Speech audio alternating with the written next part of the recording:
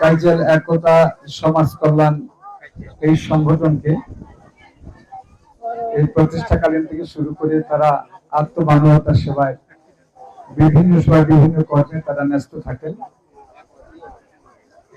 একটা জাতি সত্তা করতে হলে শুধু সরকার দ্বারাই জাতি একটি সমৃদ্ধ রাষ্ট্র পরিণত হয় না, সেখানে আমাদের সমাজ ব্যবস্থায় সমাজের বিত্তবান বিত্তশালীরা যদি মেহনতি মানুষের পাশে দাঁড়ান এবং সরকারও যদি দাঁড়ান, তাহলে আমরা সকলেই একটি সুখী সমৃদ্ধশালী আত্মনির্ভরশীল জাতি হিসেবে প্রতিষ্ঠা লাভ করব।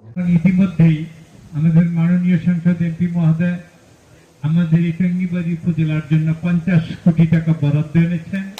মুন্সিগঞ্জ জেলার জন্য প্রায় 300 কোটি টাকা বরাদ্দ এনে দেওয়ার জন্য আমাদের মাননীয় প্রধান মন্ত্রী জনাব তারেক রহমানের কাছে একটি আবেদন লিপিবদ্ধ করেছেন।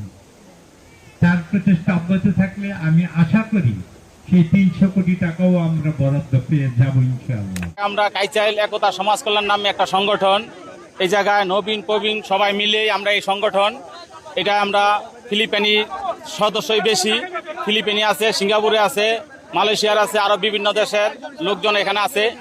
এই সংগঠনে আমরা সবাই মিলা এই সংগঠনের উদ্দেশ্য হলো আমরা দেশে কোনো মাদক দেখতে চাই না, মাদক একদম নির্মূল করতে চাই এবং দুস্থ মানুষের সহযোগিতায় সবসময় আমরা কাজ করতে চাই।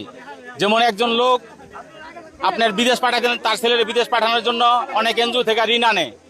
আমাদের এই সংগঠনের কথা হইলো আমরা কারোর এনজিও থেকে ঋণ আনতে দিব না, হ্যাঁ যতটুকু যোগাই দিতে পারে দিব, বাকিটা আমাদের সংগঠনের সহযোগিতা সে চাইবো, আমরা এই সংগঠন থেকে তাদেরকে সম্পূর্ণভাবে সহযোগিতা আমাদের এই সংগঠন করব। যে কোনো বিপদ আপদ হোক এই সংগঠনের সহযোগিতা চাইলে এই সংগঠনের লোকজন তাদেরকে সহযোগিতা করব। অনেকে অসুস্থ হয়, তাদেরকে সেবা করার জন্য আমাদের এই সংগঠন আগে আসবো। যে কোনো অসুবিধার জন্য আমাদের এই সংগঠন সবসময় সাধারণ মানুষের পাশে আছে। এটা হবে আমরা 2 বছর যাবৎ আরম্ভ করছি, ধারা পর্যায়ক্রমে এটা আরো বড় করব, আরো আজকে হয়তো আউসি ইউনিয়ন ব্যাপী দিছি, সামনে হয়তো টঙ্গীবাড়ি থানা ব্যাপীও দিতে পারি ইনশাল্লাহ। এটা সবার সহযোগিতা চাইলেই আমরা এটা কাজ করতে পারবো।